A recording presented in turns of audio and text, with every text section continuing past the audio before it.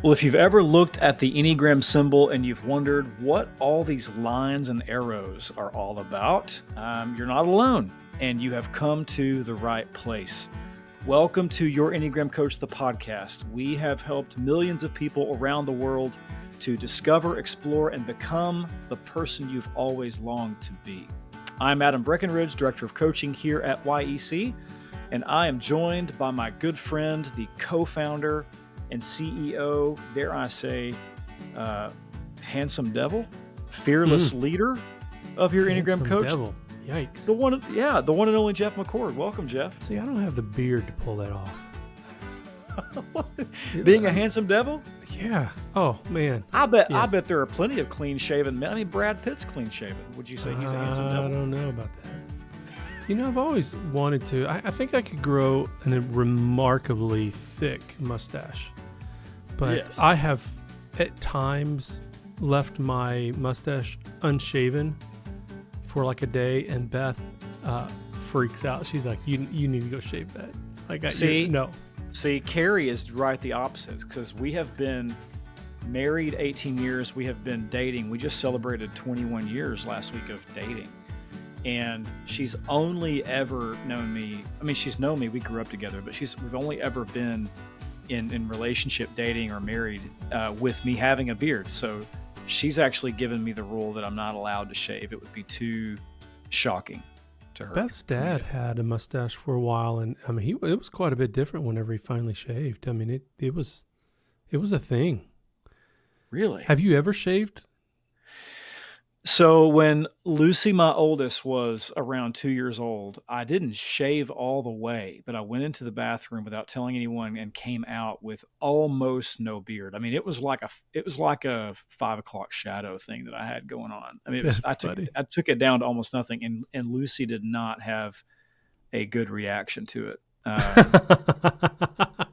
Yeah, I think she was like, you sound like my dad, and I can tell you're my dad, but you don't look like my dad. So it was really off-putting to her. That's great. So if Jeff and I have not piqued your interest yet, wait. I mean, we promised them we were going to talk about lines and arrows, and now we're talking about male facial hair. That's great.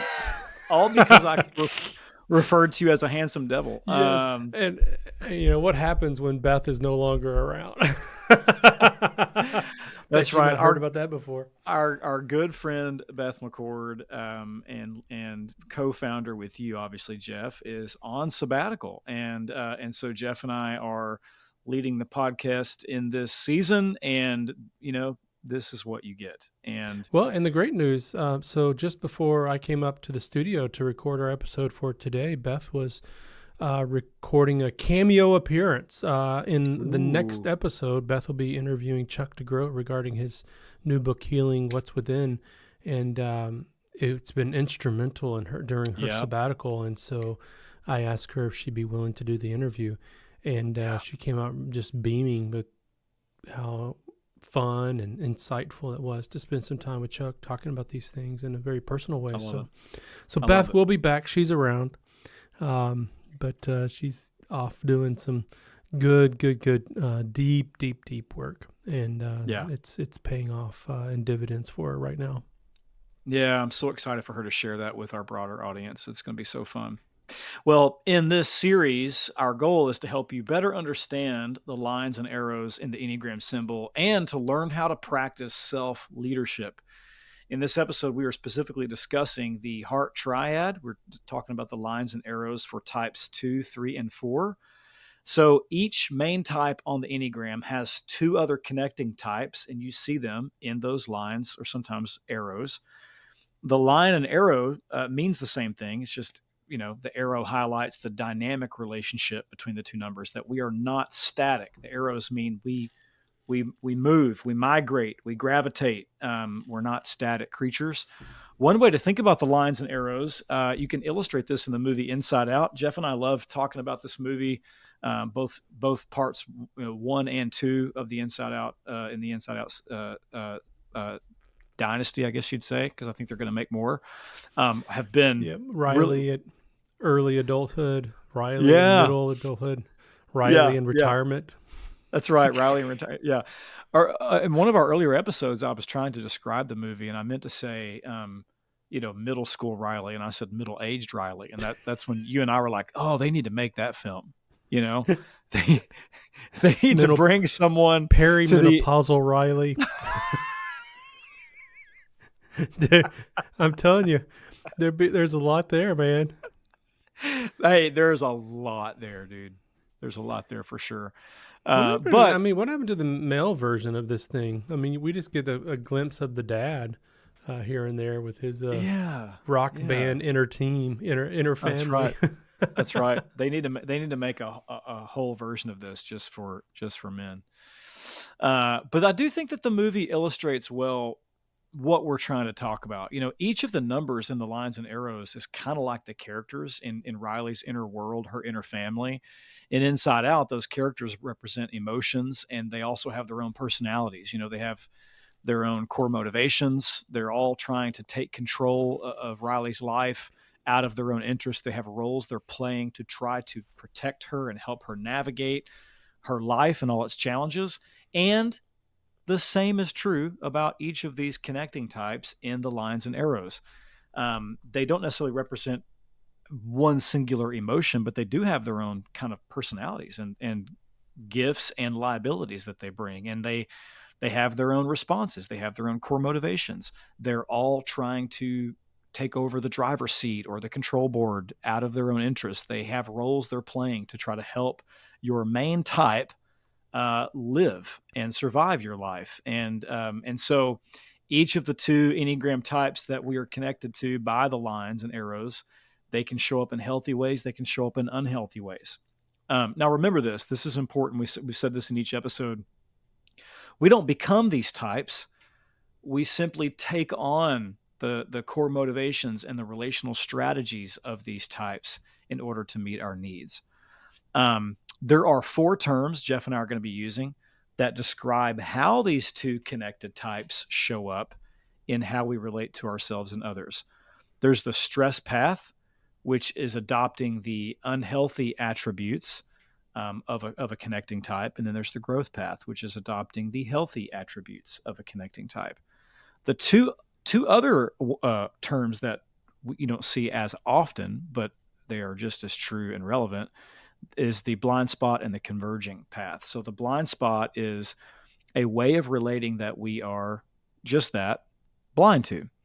It's usually something that shows up with close family and friends. We let our guard down, and there's a certain blind spot that we have. And then there's a converging path. This is when we are most free from the limitations of our personality constraints. And this is when all of our connecting types and our main type are converging together, the healthiest attributes of all of them. And it's kind of forming our best, most mature self. So stress path, growth path, blind spot path, and converging path are the 4 terms that we will be working with. And with that setup, Jeff, do you want to kick us off talking about type 2? Yeah, I'd love to. Hey, let's talk about the type 2. And the 2 numbers that the type 2 is connected to are type 4 and type 8. I love 2s. 2s have been such a gift in my life. And they can show up in a lot of different ways. Our daughter's a 2, and she, her name is Libby. Her given name is Elizabeth, but she calls her the 8 part of her heart Queen Elizabeth, because she says that it can be a benevolent ruler or a hostile dictator, but it's a strong part of her. But yeah, let's talk about these 2 connecting types for the type 2s. So how do you recognize the growth parts, the growth traits of your connecting type 4? Well, do you enjoy resting in beauty of nature, allowing creativity, feelings, and needs to surface and be experienced? And can you temporarily set aside helping others in order to practice self-care? Do you intentionally schedule a time to process your feelings and intuitive insights? And then lastly, can you sit with others in their difficult emotions, providing support without offering unsolicited help? The 4 part of your heart is there and is accessible to you to be able to provide these things in your relationships from a healthy place in your own heart. But it's also a blind spot path, which is always surprising about the two because it can be so contradictory in their lives. But it usually means that there are certain needs that aren't being met, and these are the strategies that they've adopted since they were children in order to have those needs met. And so it's reasonable for a child to do these things, but they become self-sabotaging in adulthood relationships. Do you ever feel rejected because others are not listening to you or accepting of you? Do you withdraw when you're feeling moody, melancholy, or misunderstood? Do you daydream about becoming free of always needing to be helpful and selfless? Do you feel that others don't understand you and that how difficult it is to be constantly others focused? And does self-pity or envy of others make you increasingly self-focused? These are ways that the blind spot traits can show up in your life. Well, not only is the 2 connected to 4, it's also connected to type 8. And the 8 part of you gives you the ability to become more independent and self-affirming. But it can also cause you to be irritable and defensive if your love and support are ignored or rejected. So let's first talk about the stress traits that show up whenever the type 8 part of a 2 is activated. Well, do you become confrontational, irritable, angry, or defensive? Are there times that you're more controlling, demanding, and dominating in your relationships? Do you sometimes struggle to stay tender, patient, and gracious in your efforts to help? Do you become overly protective and aggressive when you think someone you care about is being harmed in some way? And do you avoid being vulnerable, fearing that others may take advantage of you or reject you? That's how you know whenever the stress traits of this 8 part of your heart are showing up. Well, at type 8, this is also the converging path. This is the healthiest traits of the type 2 when there's freedom from all the limitations of all the first personality strategies actually just kind of fade away. Well, knowing that you're loved, provided for, and safe in God's care, can you humbly help others with God's strength and tenderness? Do you have the ability to vulnerably share your own emotions and your own needs? Do you see that you are shifting your focus from people-pleasing to doing what's best for themselves, for not just everyone, but also for yourself? And are there times that you become more independent and self-affirming? Do you find yourself feeling courageous, strong, and self-confident in the abilities that you've been given? Now, one way that you can begin to identify and set aside time in order to identify all of these traits of the stress and growth path and the blind spot and converging paths is to practice this exercise that we call AWARE. And AWARE stands for awaken, welcome, ask, receive, and engage. Awaken to what part of you is active in the moment. Now, that may come to you because you're getting feedback from other people. That may come to you because you have sensations in your body, or you're finding yourself reflecting on or thinking and ruminating over certain things. But simply awaken to what's happening. Are you getting tired because you've been selflessly giving yourself so much? That's something that you need to awaken to. Welcome it.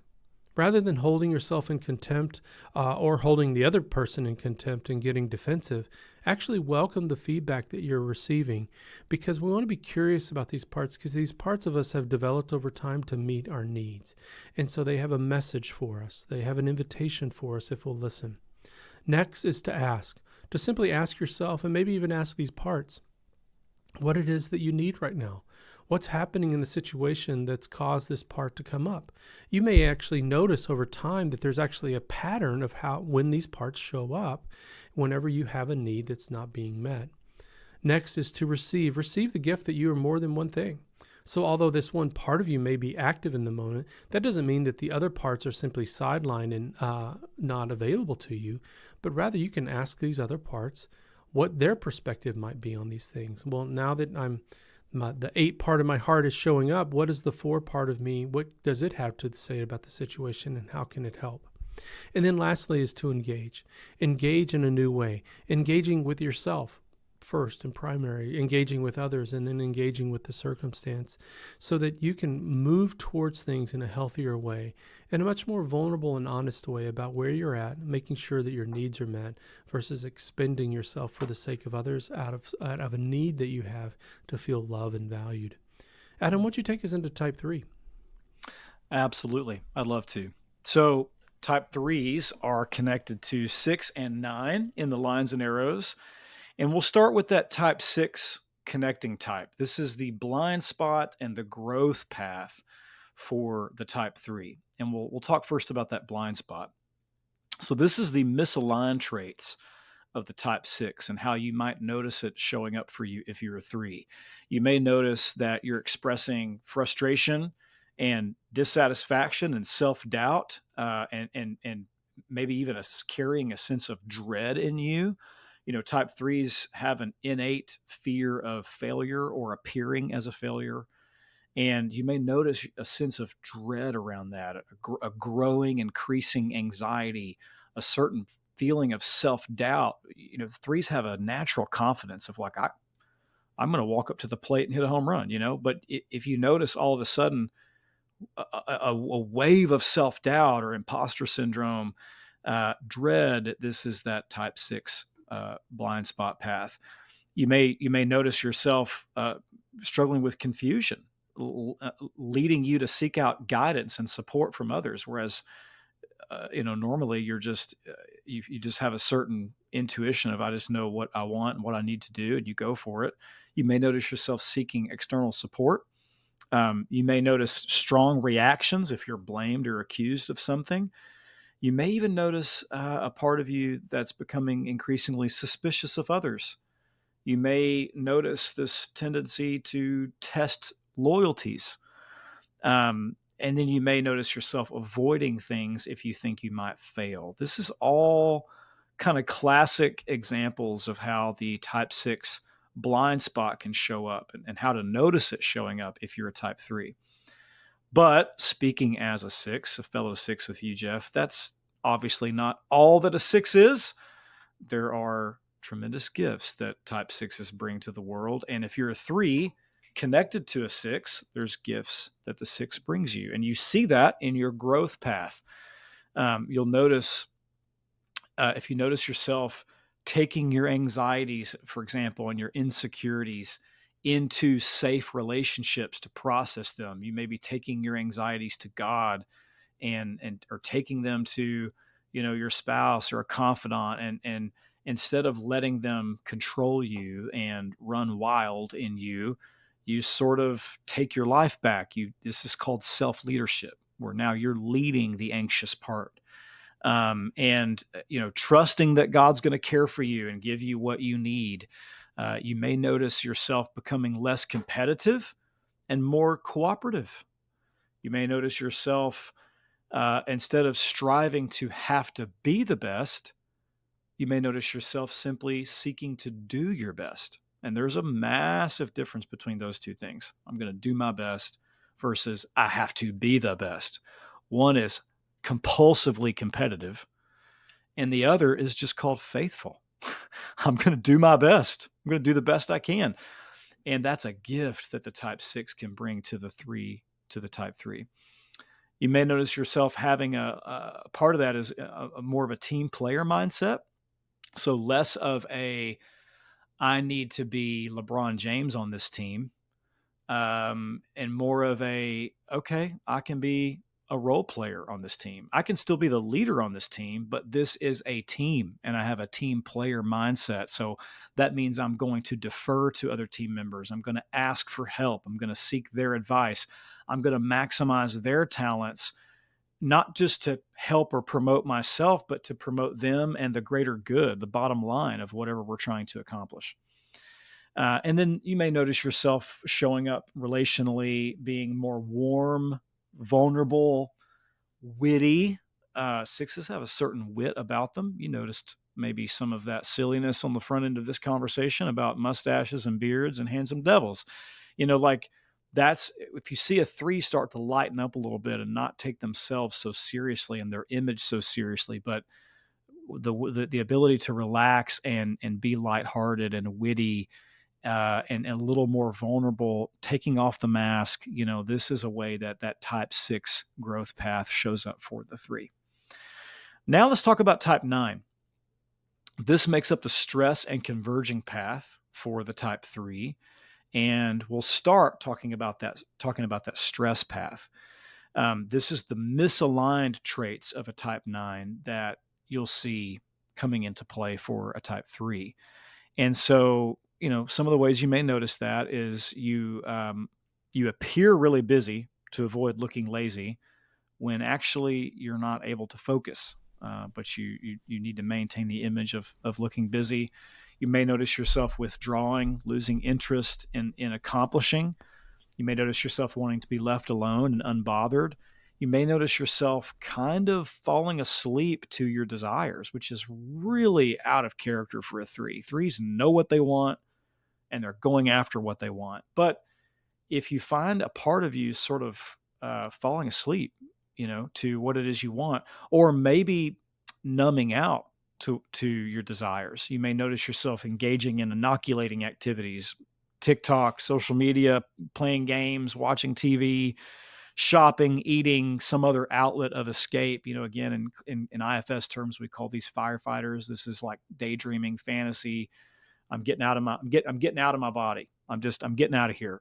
So if you start to notice that sort of dissociating, uh, relational narcolepsy, I'm sort of falling asleep to other people, to myself. This is an example of that type 9 stress path that could be showing up. You may also notice like a stubborn part of your heart begin to show up where I'm not going to receive from others.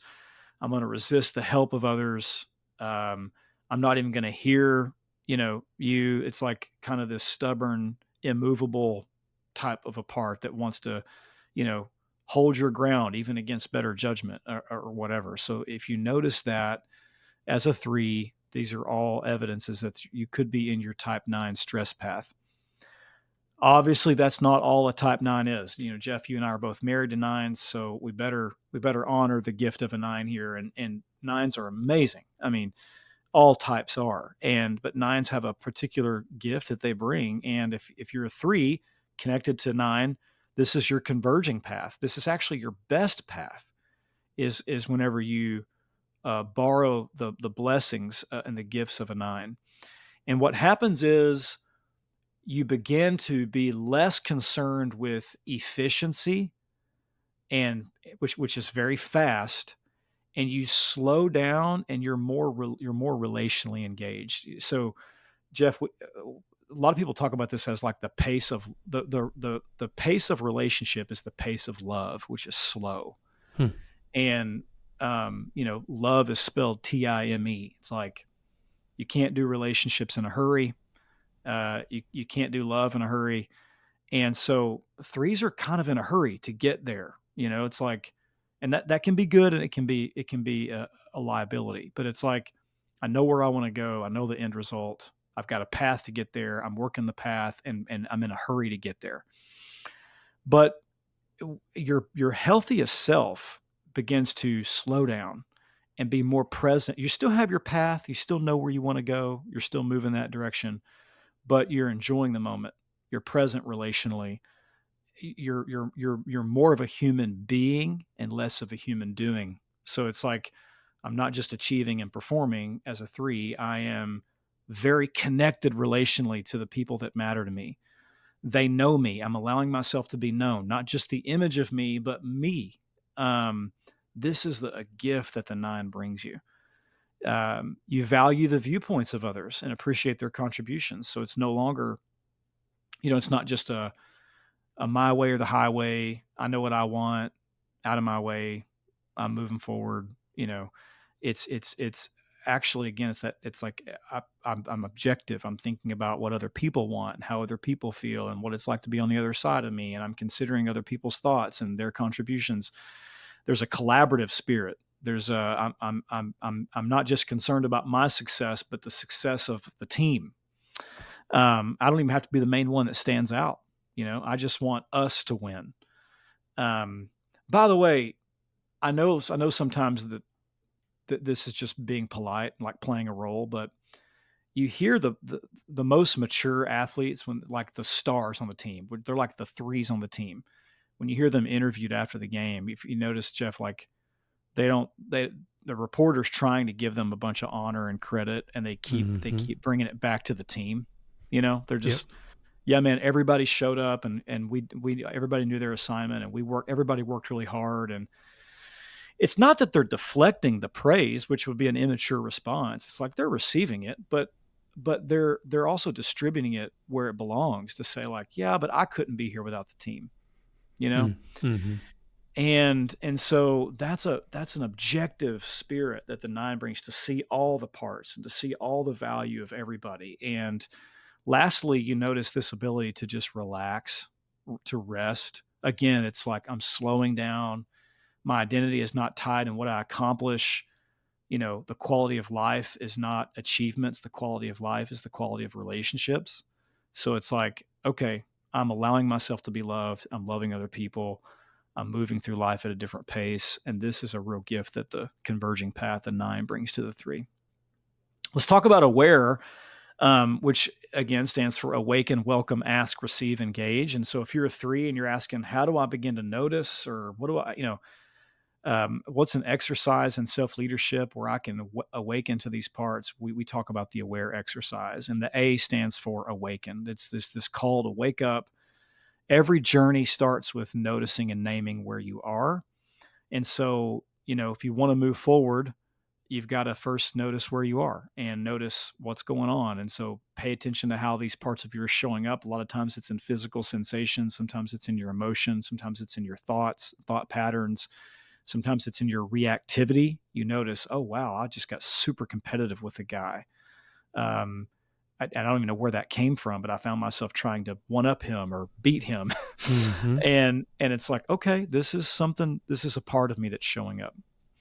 And then welcome. The W is welcome. So whatever you're noticing, rather than denying it, justifying it, judging it, you befriend it. You welcome it with kindness and gentleness, and then you become curious about it, which leads us into the ask, the A. So ask this part of you that's showing up, what is it? What role is it trying to play? What are its needs? What is it protecting? How is it trying to help you? And then the R is receive.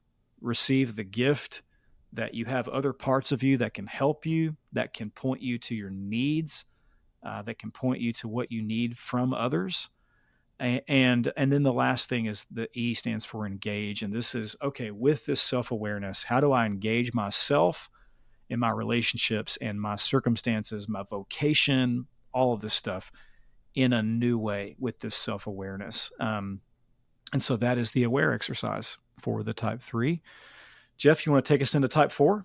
Yeah, this will be fun. I have so benefited from 4s in my life. I've had a number of different type 4s in my life that have shown up in all the various ways, and they've been a tremendous, tremendous gift to me. Well, 4s have 2 connecting types, not just their wings, but also 2 lines, and they are connected to type 1, and they are connected to type 2. And so we're first going to focus on the type 1, and the type 1 part of their heart gives them more emotional balance and helps them to be more objective and principled. And it can also cause you to focus on flaws and be more judgmental and critical of yourself and or others. But how do you recognize whenever this type 1 part of you is showing up as your growth path? What are the traits related to your growth? Well, 1, are you more emotionally balanced, objective, and grounded in your relationships? Do you embrace mundane tasks as opportunities to be good stewards and be responsible and disciplined and organized? Do you recognize that your feelings are not always the reality and focus more on doing what is best for the good of everyone? And then are you more reliable, completing what needs to be done before moving on to other creative interests? That's how you'll know, particularly in the aware exercise awakening. Those are questions to be asking yourself. What's showing up for me? Are these growth traits? But the type 1 part of the 4's heart is also a blind spot. Because what that looks like and how you would recognize that is that, do you focus on flaws, becoming more judgmental and critical of others? Are you more vocal about your frustrations and disappointments and visibly display those disappointments in your body language? Are you impatient, picky, controlling when you feel others are incorrect, irresponsible, or not being authentic? And then are you more self-critical? Are you hyper aware of your imperfections and feel that you need to improve yourself in order to reach an idea that you have in your mind? These are ways for you to recognize that the type 1 part of your heart is being activated. Now, as a blind spot trait, that means that these are with your private relationships, your closest relationships. That may not be with everyone, but for those that you're closest to, they're probably going to notice this as a tendency and show up here and there. Well, the next part is that not only are 4s connected to 1, they're also connected to type 2s. And so the 2 part of your heart gives you the ability to recognize your value and to love yourself unconditionally. And it can cause you to defend your hurt feelings by withdrawing or removing your attention and affection. But how would you recognize it? Well, how do you recognize when the stress traits of the type 2 is showing up in your life? Well, do you defend your hurt feelings by describing how your intrusive, helpful advice or care was from a good place and that they should accept it? Or do you remove your affection to manipulate others to tend to your own hurt emotions? Do you discuss the current condition of your relationship and how you're special and unique so others will see their need for you? So there's a little bit of boasting and arrogance. Do you manipulate and create dependencies through helping, giving attention, or doing favors for others? Or do you use flattery or act possessively in your social groups because you are secretly fear that you don't belong or that you'll be rejected? That's how you know whenever the stress traits related to type 2 are showing up in your life as a 4. And then lastly are the converging traits, the healthiest of all traits for the type 4, and that shows up at type 2 as well. Have you learned to recognize your full value and to feel the unconditional love that you have? Do you acknowledge the positive qualities in others and generously affirm, encourage, and support them? Do you instinctively know how to make others feel special, seen, cared for, and supported, and extending emotional friendship, compassion, and support to others? And that knowing that you've cared for yourself, are you able to then extend that care to other people? Now, if you practice aware as a type 4 to notice when the type 1 and type 2 are showing up in your life, you're going to use these questions as you walk through the aware exercise. But first, you'll just need to awaken to what's actually happening. And as with all the other types, you can look for feedback from other people, from your body, from your thought patterns, but simply what's actually happening inside of you. I do that through just a morning team meeting. What's active inside of me today? What am I thinking about? What am I ruminating on? When did this start? Usually, sometimes it's carryovers from the previous day. How am I feeling in the moment? Am I melancholy? Now, 4s would be great at identifying feelings, but what are you inclined to do with them? Next would be to welcome them. Rather than to deny them or justify them, simply to welcome what's being presented to you and to be curious about it. Ask the question, ask yourself, ask these parts of you, what is it? What needs are you needing right now from others? What are you needing from yourself? To receive the feedback that you do get from others, to receive the feedback that comes to mind when you ask yourself these questions, and to recognize that you are more than just one thing. You're a lot of different things.